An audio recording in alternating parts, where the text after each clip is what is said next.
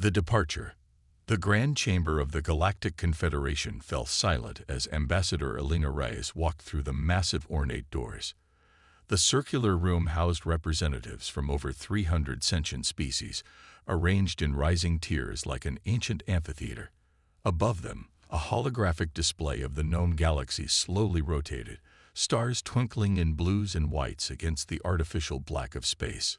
Elena's footsteps echoed across the polished stone floor. Though she stood only 5'6", her presence commanded attention.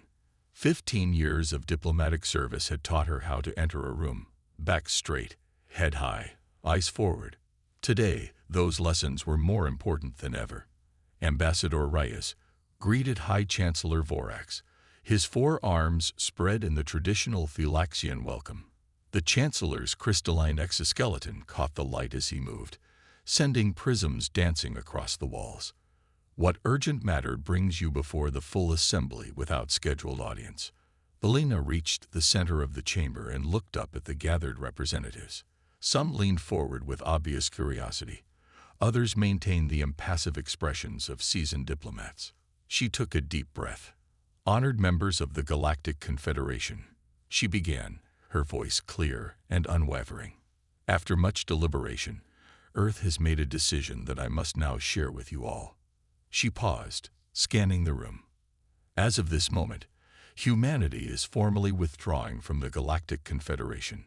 All treaties, trade agreements, and military alliances are hereby dissolved. The chamber erupted. Dozens of representatives shouted questions simultaneously, creating a cacophony of alien languages. Others sat in stunned silence, a group of Zavarian delegates, with their characteristic blue-feathered crests, fluttered in obvious agitation. Chancellor Vorax raised his upper arms, and slowly the room quieted. "Ambassador," he said, his translator giving his voice a metallic quality, "this is most unexpected. Humanity has benefited greatly from Confederation membership. Your species has advanced centuries beyond where you would be without our shared knowledge and technology. What possible reason could justify this decision?" Elena had anticipated this question. The answer she'd give wouldn't satisfy them, but it was the only one she was authorized to provide. "Earth thanks the Confederation for its many contributions to our development," she replied formally. "However, we have determined that our future path must diverge from yours. I am not at liberty to discuss our reasoning further." From the 3rd tier, Ambassador Kizek of the Araxian Hive chittered loudly. "This is absurd. Is this how humans show gratitude? By turning their backs on those who lifted them from their primitive state?" Elena didn't flinch. "Our gratitude remains, Ambassador Kizek. Our decision is not made lightly nor out of ingratitude." "You're making a terrible mistake," called out Delegate Shum of the Elbury Collective, her translucent skin pulsing with angry red lights. "Without Confederation protection, Earth will be vulnerable. There are predatory species beyond our borders who would see your world as easy prey." "We are aware of the risks," Elena responded evenly. She reached into her pocket and removed a small crystal cube, placing it on the pedestal before her. The cube glowed briefly, then projected a holographic document, Earth's formal withdrawal notice, complete with all required legal signatures. "All Confederation outposts on Earth and throughout Sol system will be given 3 standard months to vacate," she continued. "All non-human research personnel currently on Earth will be safely transported to the nearest Confederation hub. We have prepared detailed timetables for this transition." Chancellor Vorax studied her with all 3 of his eyes. "Ambassador Reyes, the Council requests time to discuss this development and potentially negotiate terms that might address whatever concerns have led to this decision." Elena shook her head. "The decision is final, Chancellor. Earth's withdrawal is non-negotiable." Elder Thalaxis, the ancient Meridian representative who rarely spoke at council meetings, suddenly rose from his seat. His skin, pale blue with age, seemed to glow in the chamber's light. "I have observed many species come and go from this confederation in my lifetime," the elder said, his voice barely above a whisper yet somehow filling the entire chamber. but never have I seen one leave at the height of its integration. Ambassador Reyes, does humanity know something the rest of us do not? For the first time, Alina hesitated. She glanced at the elder, noting the keen intelligence in his ancient eyes. Then her diplomatic training reasserted itself. I have delivered Earth's message, she said. There is nothing more to discuss. With that, she turned and walked toward the exit. Behind her, the chamber once again erupted into chaos. Just before the doors closed, she heard Chancellor Vorax calling for order. Alina exhaled slowly as she entered the private shuttle bay. Her assistant, Marcus Kim, waited by their transport. It's done, she said quietly. Marcus nodded. How did they take it? About as well as expected, Alina replied, stepping into the shuttle, though there was an old Meridian who seemed concerned, not angry, but worried, as if he suspected something. The Meridians live for millennia, Marcus said as he initiated the launch sequence. Maybe he remembers something relevant. Maybe, Alina murmured. Set course for Earth. We need to report back immediately. As their shuttle departed the massive Confederation station, Alina looked back at the sprawling structure. For 15 years, humanity had been part of something greater than themselves, learning and growing alongside beings from across the galaxy. Now, they were walking away from it all. But they had no choice. Not after what they'd discovered. 12 hours later, Alina stood in the Oval Office, facing the 7 men and women who made up Earth's Security Council. Large windows looked out over Washington, D.C., the city glittering in the evening light. They believed me, Alina reported, but they didn't understand.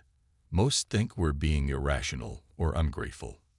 President Sarah Chen nodded, her expression grim. And did you detect any indication that any of them suspect the real reason?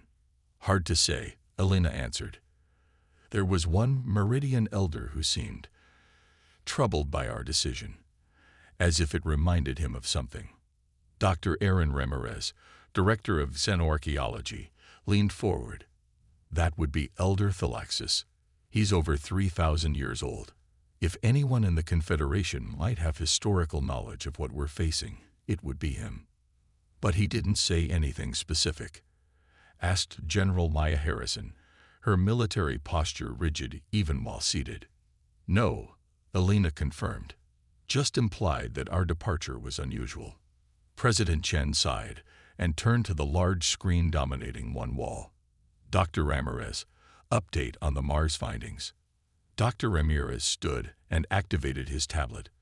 The wall screen came alive with images of the excavation site beneath the Martian surface, a vast chamber filled with alien technology, untouched for thousands of years. Translation is approximately 60% complete, he reported. But the warning is unmistakable. The civilization that built this outpost called them the Devourers, entities that move through space consuming everything in their path. Matter, energy, even space-time itself. He swiped to another image, strange symbols etched into metallic walls. According to these records, they arrive approximately every 12,000 years. Based on the stellar drift calculations, we believe they're due to return within the next decade. And the Confederation doesn't know about this? Asked Alina. We tried to tell them 3 years ago, when we first discovered the site, President Chen answered.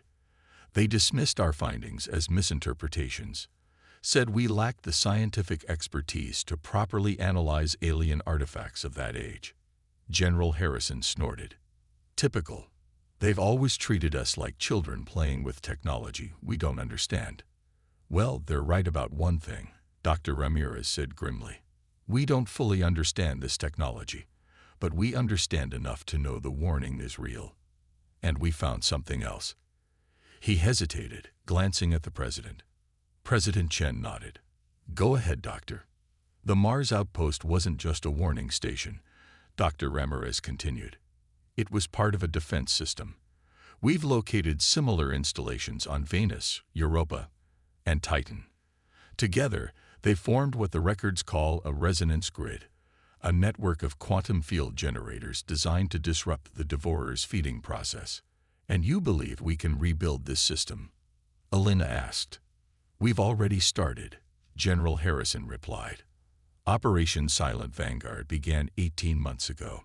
That's why we needed to leave the Confederation. Their regulations would have prevented us from building what we need to survive." Dr. Ramirez nodded. "The Confederation's belief in open borders and shared space would leave us vulnerable. When the Devourers come, we need to be able to control who enters our system and when. There's something else you should know, Ambassador," President Chen said quietly. "Our deep space monitoring stations have detected unusual gravitational anomalies in the Cygnus arm. The pattern matches the descriptions in the Mars archives. We believe the Devourers are already on the move." Elena felt a chill run down her spine. "How long do we have?" "At current progression rates," Dr. Ramirez answered, "they'll reach Confederation space in approximately 5 years. Earth, potentially a year after that. Then we don't have much time," Elena said. "No," President Chen agreed. "We don't. That's why I'm reassigning you, Ambassador. Your knowledge of Confederation politics and species will be vital to our planning." The president stood and walked to the window, looking out at the city below where citizens went about their lives, unaware of the threat gathering in distant space. "Operation Silent Vanguard has 3 phases, she explained. Withdrawal from the Confederation was Phase 1. Phase 2 is the construction of the resonance grid. Phase 3, she paused. Phase 3 depends on what happens when the Devourers arrive and whether our defenses hold. The Confederation won't just ignore us," Elena pointed out. "They'll investigate what we're doing." "Let them," General Harrison said firmly. "By the time they figure it out, we'll either have saved them all, or it won't matter anymore." President Chen turned back to face the group. "Humanity stands alone now. But if we succeed, we won't just save ourselves. We'll save a galaxy that didn't believe us." Her eyes met Elena's. "Sometimes leadership means making decisions others don't understand until it's too late. The question is, will we be ready in time?" Around the table, the Security Council members exchanged grim looks. Outside, the sun began to set over Washington, D.C., casting long shadows across the Capitol. Somewhere beyond those shadows, beyond Earth's sky, something ancient and terrible was stirring, and humanity was preparing to face it alone. The warning signs. 3 years had passed since Earth's dramatic withdrawal from the Galactic Confederation. In that time, the face of the solar system had changed dramatically. Admiral Jackson Chen stood on the observation deck of the Sentinel Station, a massive military installation orbiting just beyond Neptune's path. Through the reinforced viewport, he could see the construction vessels swarming around what would soon be the largest component of Earth's defense network, a colossal ring-shaped structure nearly 10 kilometers in diameter. "Progress report, Commander Alvarez," he requested, not turning from the view. Commander Sofia Alvarez wiped through data on her tablet. "Node 7 is at 83% completion, Admiral. The quantum resonance crystals are being installed as we speak. If we maintain current pace, the entire outer ring will be operational within 4 months." Chen nodded, satisfaction evident in his otherwise stern expression. 3 years ago, such construction would have been impossible. But necessity had driven innovation at an unprecedented rate. When humanity realized what was coming, petty political differences had melted away, replaced by a singular focus on survival.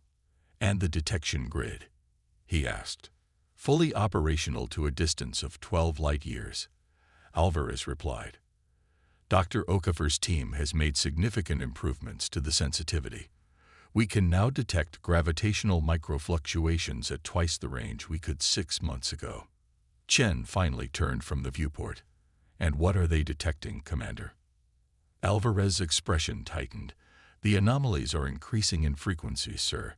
The wavefront is approaching faster than our initial models predicted." Before Chen could respond, his comm unit chirped. "Admiral, we have a situation. Confederation vessel approaching the outer marker. They're requesting permission to enter the system." Chen and Alvarez exchanged glances. This wasn't unexpected, but it was unwelcome. Identification, Chen asked. Senatorial Class Diplomatic Vessel. IFF registers as the Voice of Harmony. They're claiming to have Confederation observers aboard on a fact-finding mission. Spies, you mean? Alvarez muttered.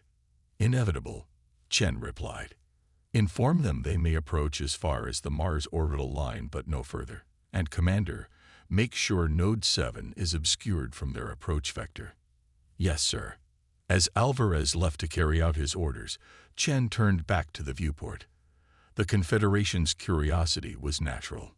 Earth's sudden isolation, followed by massive construction projects visible to long-range scanners, would raise questions.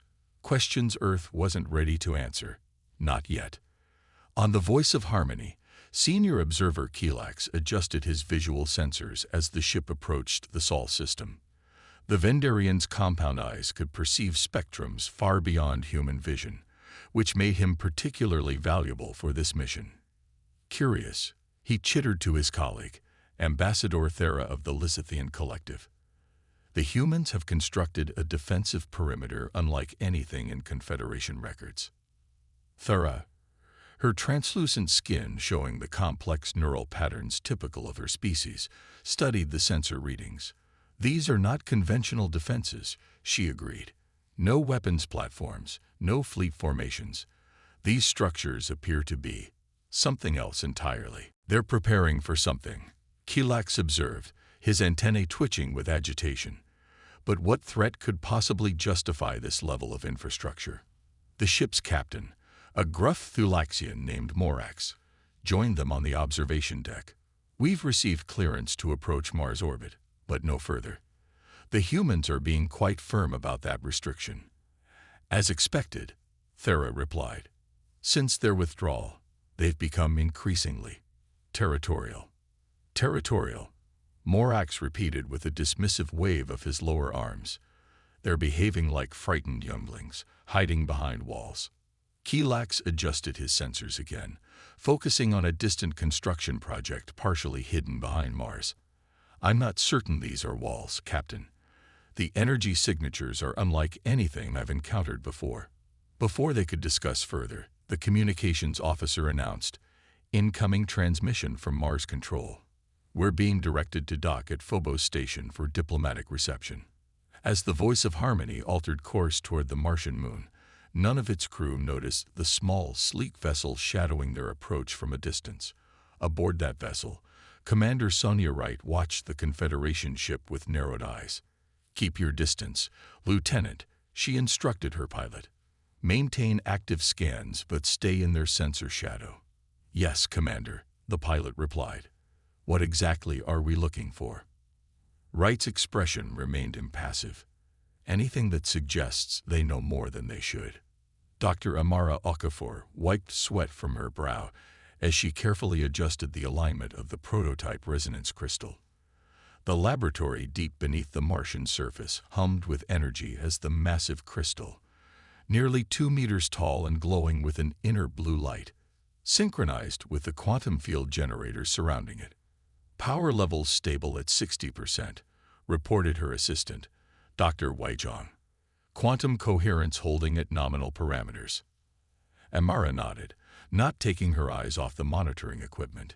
Increase power to 70%. Let's see if the new lattice structure can handle the load. As Wei adjusted the controls, the crystal's glow intensified. Amara held her breath. 3 previous prototypes had shattered at this power level, setting their research back by months each time. But this crystal, with its modified molecular structure, was their most promising candidate yet. 70% achieved, Wei announced. All readings stable. A small smile crossed Amara's face. Excellent. Let's push it to 75. The lab door slid open, and Director James Harrington entered. His usual composed demeanor seemed strained. Dr. Okafor, I need a word. Amara glanced at Wei, who nodded to indicate he could monitor the test alone. She stepped away from the equipment, joining Harrington near the door. We have Confederation observers on Phobos, Harrington said without preamble. They're requesting a tour of our research facilities. Amara's eyes widened. Out of the question. They can't see what we're working on here. I know that, Harrington replied tersely. But we need to give them something, or their suspicions will only grow. I need you to prepare a presentation on some of our less sensitive research. Something impressive enough to satisfy their curiosity without revealing our true purpose. Amara frowned. The atmospheric terraforming project might work. It's advanced enough to seem important, but not directly connected to the resonance grid. Harrington nodded. Perfect. And Amara. He lowered his voice. One of the observers is a Meridian elder named Philaxis. Be extremely careful around him. Intelligence suggests he may have historical knowledge of the Devourers. Before Amara could respond, an alarm blared from the testing area. They both turned to see the resonance crystal pulsing erratically, its blue glow now shot through with angry red flares. What's happening? Harrington demanded. Wei's fingers flew over the controls. Unknown. The crystal's quantum structure is destabilizing, but I can't identify the cause. Amara rushed back to the equipment, quickly scanning the readings. There's some kind of external interference, she realized. Something's disrupting the quantum field. She accessed the deep space monitoring system and gasped at what she saw. Director, we're picking up a massive gravitational anomaly just beyond the detection grid. It's like nothing we've ever recorded. Harrington joined her at the console, his face paling as he studied the readings. How far? Just under 12 light-years in closing, Amara answered, her voice barely above a whisper. Based on these readings, it will reach the outer colonies in approximately 18 months. That's nearly 2 years ahead of our projections, Harrington said. The grid won't be ready. No, Amara agreed grimly. Not at our current pace. They both stared at the data in silence, the implications sinking in. The threat they had feared, the ancient enemy described in the Mars archives, was approaching faster than anyone had anticipated. We need to accelerate the timeline, Harrington finally said. I'll inform Admiral Chen immediately. As he left, Amara turned back to the destabilizing crystal. Somehow she knew the anomaly, and the crystal's behavior were connected. The ancient records had mentioned this, how the approach of the Devourers disrupted certain types of quantum fields. Wei, shut down the test, she ordered. I need to recalibrate the crystal's resonance frequency to account for this interference. As Wei powered down the system, Amara's mind raced. The crystal's reaction confirmed what the Mars archives had only hinted at. The Devourers weren't simply physical entities. They affected the fundamental fabric of reality itself, warping space, time, and quantum fields as they moved, which meant Earth's resonance grid would need to be far more robust than they had initially designed. On Phobos Station, Ambassador Elena Reyes prepared to meet the Confederation observers.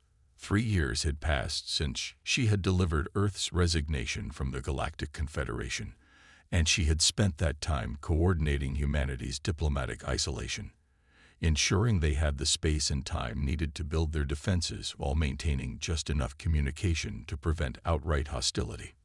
They're here, Ambassador, her aide announced. 3 representatives, a Vendarian, a Lysithian, and a Meridian elder. Elena nodded, straightening her formal diplomatic attire. Show them in. The door slid open, and 3 aliens entered. Elena immediately recognized Elder Philaxis, the ancient Meridian who had questioned her during her final appearance before the Confederation. His pale blue skin seemed to have faded further, taking on an almost translucent quality that spoke of extreme age even for his long-lived species. Ambassador Reyes. Philaxis greeted her, his voice soft, but carrying an undertone of authority that came only with millennia of experience. It has been some time. Elder Philaxis, Elena replied with a respectful nod. I admit I'm surprised to see you personally involved in this observation mission. Some matters warrant direct attention, the elder said simply. The Vendarian representative stepped forward, his compound eyes gleaming in the station's bright light.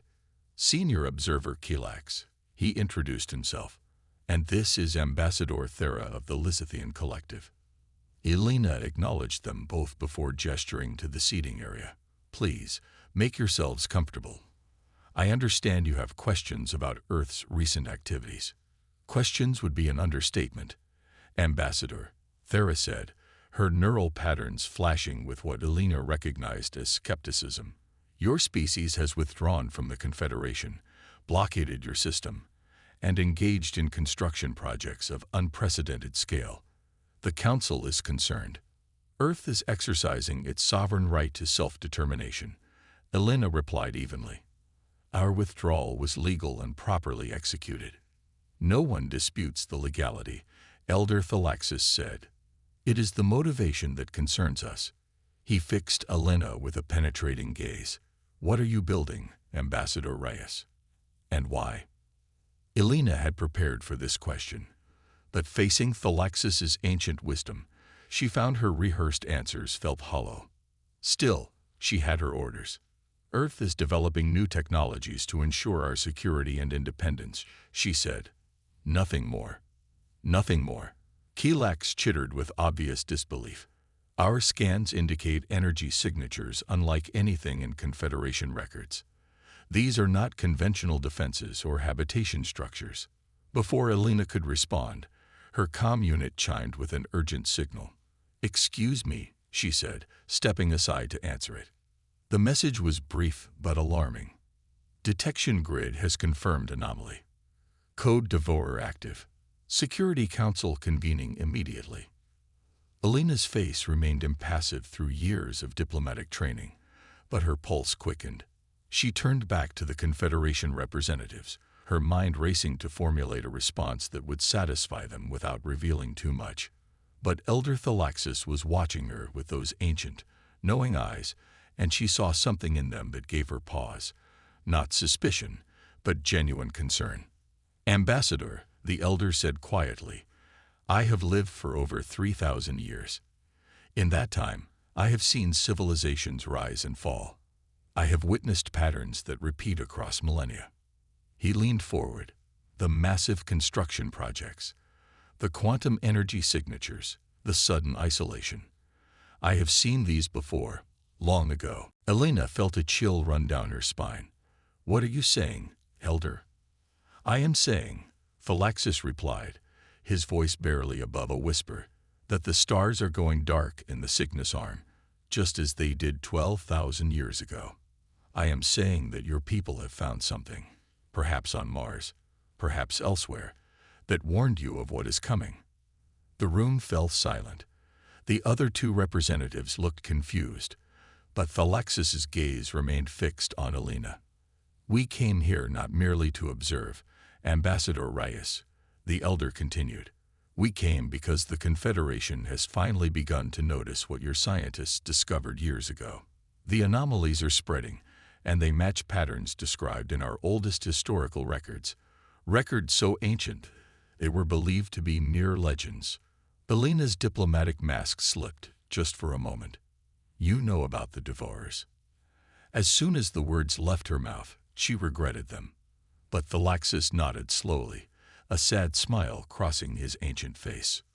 So that is what your people call them, he said. In the oldest Meridian texts, they are known as the Void Weavers, entities that consume reality itself. And if they have returned, Ambassador, then all life in this galaxy faces extinction. Elena took a deep breath, making a decision that went beyond her authority, but felt necessary in the moment.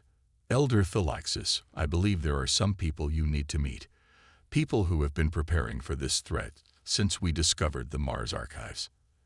As she led the Confederation representatives deeper into Phobos Station, toward the secure conference room where they could communicate with Earth, alarms began to sound throughout the facility. What's happening? Demanded Kilax, his antennae quivering. Elena's aide rushed up to her, his face pale. Ambassador, we've lost contact with Outpost Theta in the Kuiper Belt. Last transmission reported some kind of spatial distortion approaching their position. How is that possible? Elena whispered, shock evident in her voice. They shouldn't be here yet. Not for at least a year. What shouldn't be here? Thera asked, her skin flashing with patterns of fear and confusion. But it was Elder Thalaxis who answered, his ancient voice heavy with dread. The first scouts, the harbingers that precede the main force. He turned to Elena. If they have reached your outer defenses already, then we have far less time than anyone realized. In that moment, as warning klaxons echoed through the station, the years of secrecy and isolation suddenly seemed foolish to Elena. Earth had withdrawn to protect itself, to build defenses without Confederation interference. But if the threat was accelerating as Thalaxis suggested, those defenses might not be completed in time, and humanity would face the Devourers alone. "Come with me," she said to the Confederation representatives. "It's time you learned exactly what we're building, and why we might all need it sooner than we thought." The first strike. The emergency meeting of Earth's Security Council, convened in the underground war room beneath Washington, D.C. holographic displays, showed real-time footage from Outpost Theta, or rather, where Outpost Theta had been. Now there was only emptiness, a void in space where the monitoring station and its 43 crew members had existed just hours before. "Play it again," President Chen ordered, her voice tight with controlled emotion. The central display rewound and showed the final transmission. The station commander, a veteran named Colonel Davis, appeared on screen. Static interference distorted his image. Something approaching from bearing 227 Mark 114, his voice crackled. "Unlike anything we've seen before. Not a ship, more like a distortion in space itself."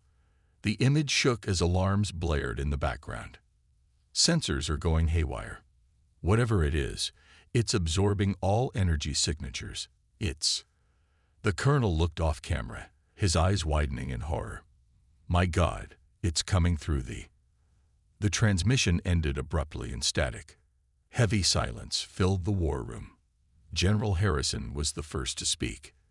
"That was 6 hours ago. We've sent reconnaissance drones to the location, but we've lost contact with all of them once they approach within 500,000 kilometers of the site." Dr. Ramirez adjusted his glasses nervously.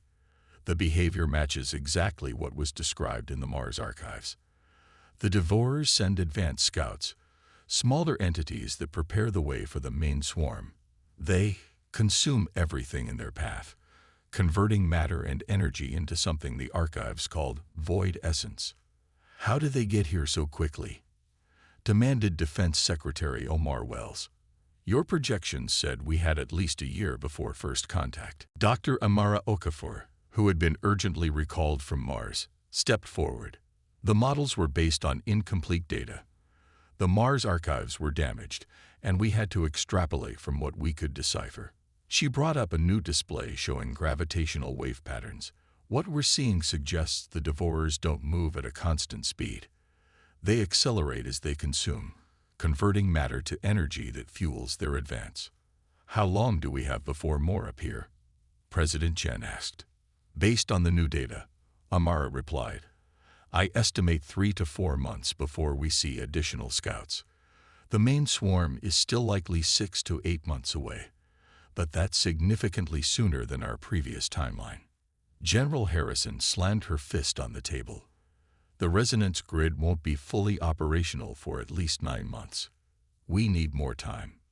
"Time isn't something we can negotiate for," President Chen said grimly. She turned to Ambassador Reyes, who had joined the meeting via secure holographic link from Phobos Station. "Elena, you have something to report." Belena's hologram nodded. "Madam President, the Confederation Observation Team includes Elder Thalaxis of the Meridians. He's familiar with the Devourers, or as his people call them, the Void Weavers. His historical knowledge could be invaluable." Murmurs spread through the council. President Chen raised an eyebrow. "You've confirmed he has genuine knowledge. This isn't speculation." He described their behavior with remarkable accuracy. Elena replied, "Details that match the Mars archives but were never shared publicly. And there's more. He claims the Confederation has begun detecting similar anomalies in distant sectors. They're starting to realize something is wrong.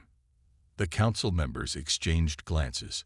For 3 years, they had operated under the assumption that Earth faced this threat alone, that the Confederation would remain ignorant until it was too late. "What are you proposing, Ambassador?" President Chen asked cautiously. "I believe we should bring Elder Thalaxis and selected Confederation representatives into our confidence," Elena answered. "Their historical records might fill gaps in our knowledge, and their resources could help accelerate the resonance grid construction." General Harrison shook her head adamantly. "Out of the question. We withdrew precisely to avoid Confederation interference. Their bureaucracy would paralyze our defense efforts." "With respect, General," Elena countered, "that was before we lost a year from our timeline. If the Devourers arrive before the grid is complete, it won't matter what bureaucratic hurdles we avoided." Dr. Okafor cleared her throat. "There's another consideration. The resonance technology operates on principles of quantum entanglement across vast distances. The more nodes we can establish, the stronger the field. If the Confederation would allow us to place nodes in their territory, we could create a much more robust defense." President Chen stared at the empty space on the display where Outpost Theta had been. 43 lives lost in an instant. The first casualties in what could become the greatest threat humanity had ever faced. "Ambassador Reyes," she said finally, "bring Elder Thalaxis to Earth. Only him for now. Let's hear what he knows before we decide how much to share with the broader Confederation." Commander Sonia Wright stood on the bridge of the UEAS Vigilant, one of Earth's newest warships. Unlike the vessels that had come before it, the Vigilant was designed not for conventional warfare, but specifically to counter the Devourers. Its hull contained layers of quantum resonance material that theoretically would shield it from the void energy the enemy produced. Theoretically. No one knew if it would actually work. "Approaching the anomaly zone," Commander reported Lieutenant Marcus Park from the helm. 500,000 kilometers and closing. "Proceed at quarter speed," Sonia ordered. "All sensors at maximum sensitivity." At the first sign of unusual readings, he prepared to execute emergency withdrawal. "Yes, Commander." The bridge crew worked in tense silence as the Vigilant crept toward the location where Outpost Theta had vanished. Sonia studied the sensor readings with intense focus. The region ahead showed no obvious signs of disturbance. No debris, no radiation, nothing that would indicate a catastrophic event had occurred there. It was as if the station had simply ceased to exist, leaving not even atomic particles behind. "Energy readings are normal," reported Science Officer Lieutenant Commander Rivera. "No unusual gravimetric signatures. No radiation, no." He stopped suddenly, frowning at his console.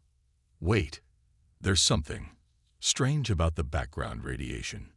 It's less than it should be." "Less." Sonia moved to his station. "Explain." "The cosmic background radiation in that sector is approximately 0.3% lower than normal parameters," Rivera said, pointing to the readings. "It's as if something is absorbing it."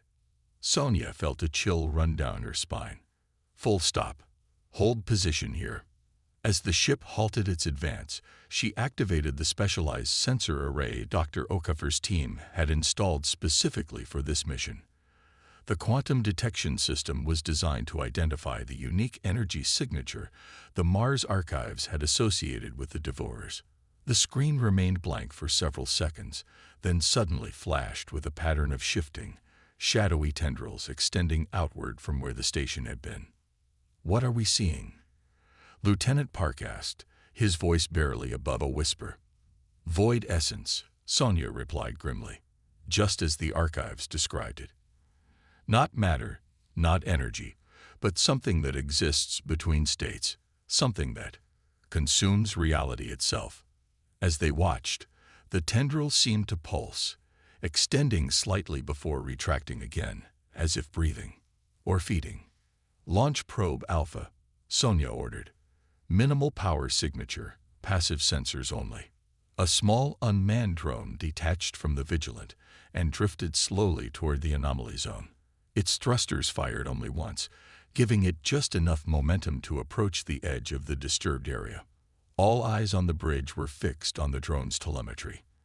As it crossed an invisible threshold approximately 450,000 kilometers from the anomaly center, the sensor readings suddenly spiked.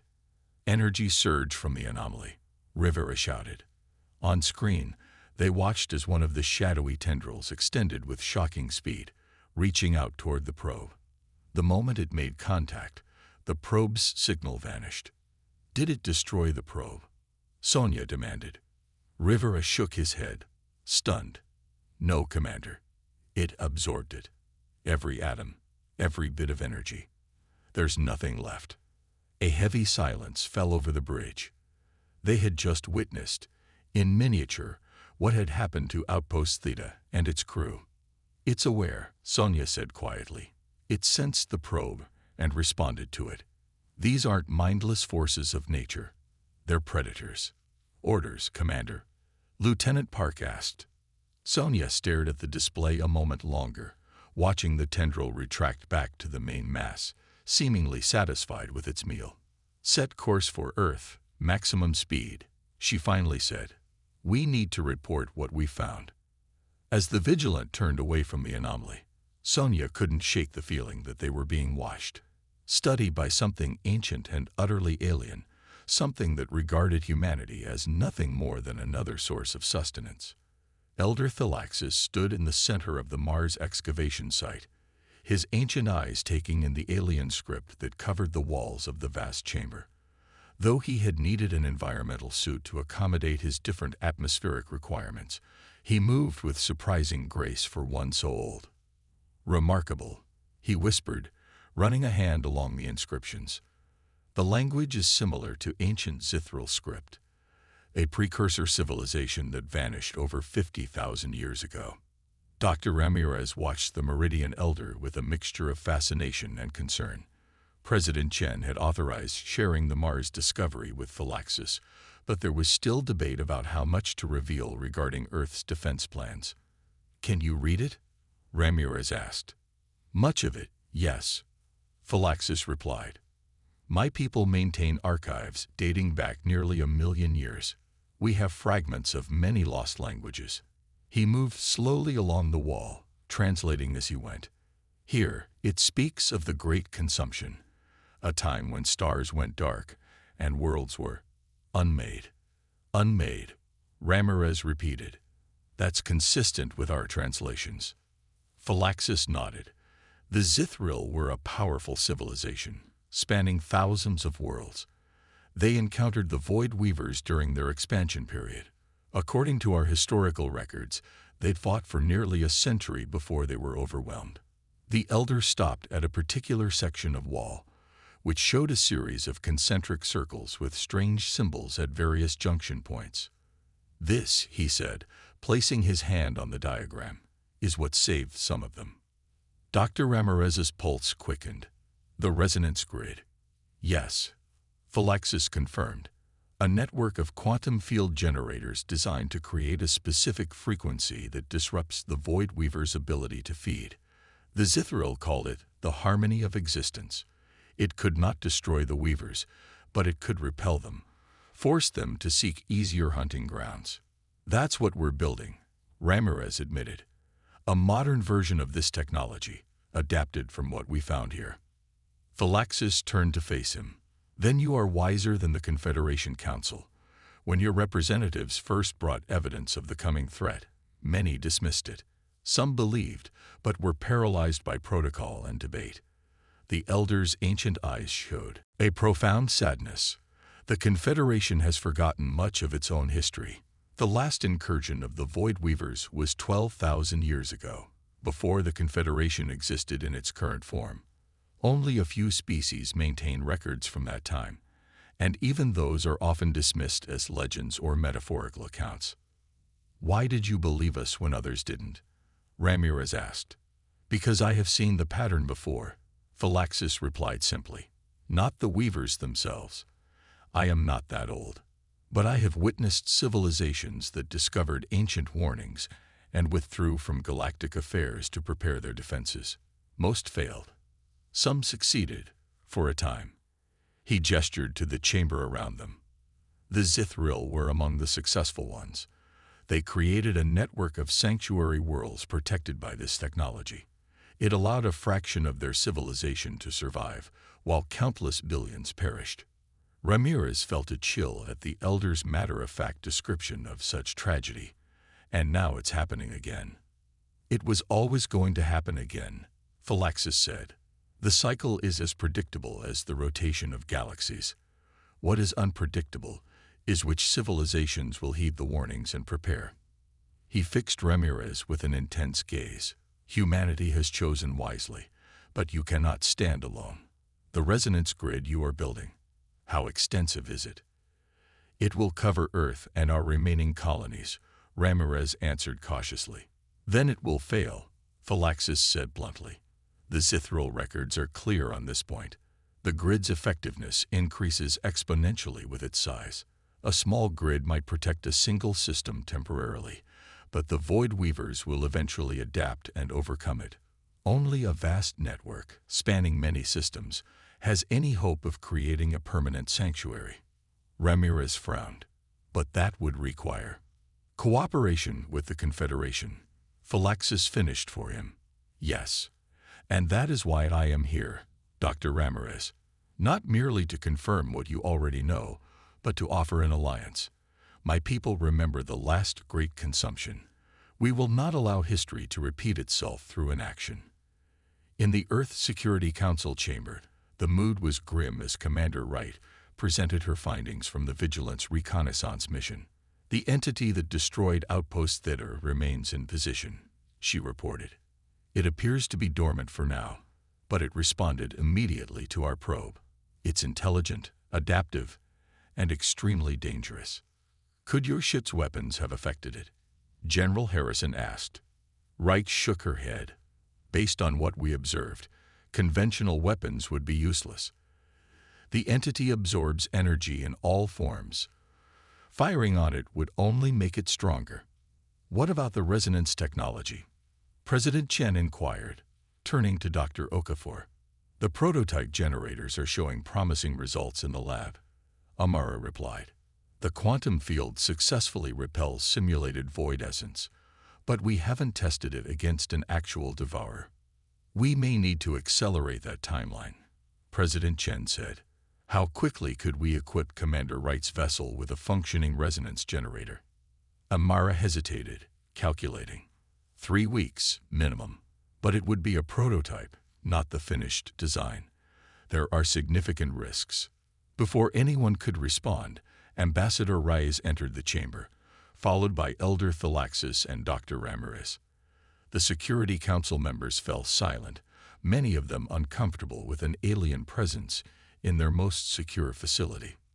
Madam President, Alina said formally, Elder Phylaxis has reviewed the Mars archives and has critical information to share. President Chen nodded for the Meridian to speak. Phylaxis stepped forward, his ancient dignity commanding respect despite the tension in the room. Leaders of Earth, he began, his translated voice carrying clearly, what you face is known to my people as the Great Consumption, a cyclical event that has threatened galactic life for millions of years. The entities you call devourers are but one manifestation of a cosmic force that exists to balance creation with destruction. Balance. General Harrison scoffed. They're destroying everything in their path. Yes, Phylaxis acknowledged. That is their nature, but understanding that nature is key to opposing them. He gestured, and Dr. Ramirez activated a holographic display showing the diagrams from the Mars chamber. The resonance grid you are building is based on sound principles. It was developed by the Zithril civilization during the last cycle and saved a portion of their worlds. But your current design has a critical flaw. He manipulated the hologram, expanding it to show a network of interconnected nodes spanning not just a single system, but dozens. The grid's power comes from its scope, Phylaxis explained. A small network might repel the first scouts, but when the main swarm arrives, it will overwhelm your defenses through sheer numbers. Only a grid spanning many systems has the necessary strength to create a permanent sanctuary.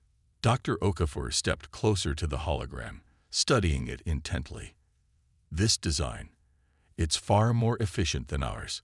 The quantum resonance would cascade through the entire network, reinforcing itself at each node. Precisely, Philaxis said. But such a network cannot be built by one civilization alone. Not in the time we have. President Chen's expression remained neutral, but her eyes narrowed slightly. What are you proposing, Elder? An alliance, Philaxis answered simply, between Earth and those within the Confederation who will listen. My people, the Meridians, stand ready to assist. Others will join when they understand the threat. Together, we can expand your resonance grid to create a sanctuary large enough to save billions of lives. And the rest of the Confederation? General Harrison asked skeptically. Will they just set aside 3 years of diplomatic tension and work with us? Some will, Philaxis acknowledged. Others will need convincing, but time grows short. He turned to address the entire council. While we debate, the Void Weavers advance. The scout that destroyed your outpost is merely the first. More will follow. And when the main swarm arrives, they will consume every star, every planet, every atom of matter in their path, unless we stand united against them. The chamber fell silent as the weight of his words sank in. For 3 years, Earth had worked in isolation, believing they alone were preparing for the coming threat. Now they faced a choice: continue alone with a plan that might prove insufficient, or reach out to former allies who had dismissed their warnings before. President Chen looked around the table at her advisors, then back to Elder Philaxis. What guarantee do we have that the Confederation won't simply appropriate our technology and then exclude us from their protection? None, Philaxis replied honestly. Just as they have no guarantee that humanity won't abandon them once your worlds are secure. Trust must begin somewhere, President Chen. I suggest it begins with those who have the wisdom to set aside pride in the face of extinction. After a long moment, President Chen nodded slowly. Dr. Okafor, review Elder Philaxis's information and determine how it might improve our current designs. Commander Wright, prepare the Vigilant for a test of the prototype resonance generator as soon as it can be installed. And Ambassador Rice. She paused, making her final decision. Arrange a meeting with the Confederation Council. It's time we shared what we know. As the meeting adjourned, Alina approached Elder Philaxis. Thank you, she said quietly, for believing us when others wouldn't. The ancient Meridian looked at her with eyes that had witnessed thousands of years of history unfolding. It is not about belief, Ambassador. It is about memory. Those who forget the past are doomed to repeat it. My people remember, and so we recognize the signs that others ignore. Will the Confederation listen now? Alina asked. Some will, Philaxis replied. Others will deny the truth until it consumes them. But perhaps together, we can save enough to ensure life continues in this galaxy. He looked out the window at the Earth below, beautiful and fragile in the vastness of space. Your people did well to prepare as you have. Now we must hope it is enough. Outside that window, beyond Earth's protective embrace, the void between stars grew just a little darker as ancient entities stirred from their long slumber, driven by a hunger as old as the universe itself. A hunger that would soon bring them to humanity's doorstep, testing whether cooperation could triumph where isolation had failed.